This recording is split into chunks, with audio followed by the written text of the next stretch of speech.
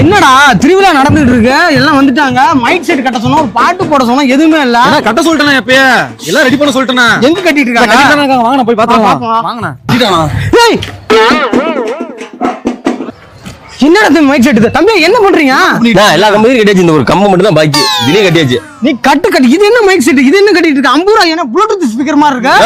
இதெல்லாம் ட்ரெண்டிங். இப்ப ட்ரெண்டிங்கா? இது இந்த பாட்டு போட்ட பக்கத்தூர் வரைக்கும் கேட்கணும். எங்க போட பாட்ட போட கிச்சா போடுறா பாட்டா.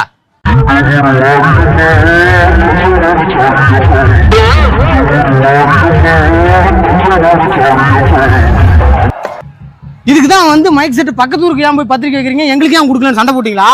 என்னையா மைக் செட் இப்படி போட்டிருக்கான்? பந்தல் போடுறானா காத்துல எல்லாம் பறந்து போயிட்டு இருக்க.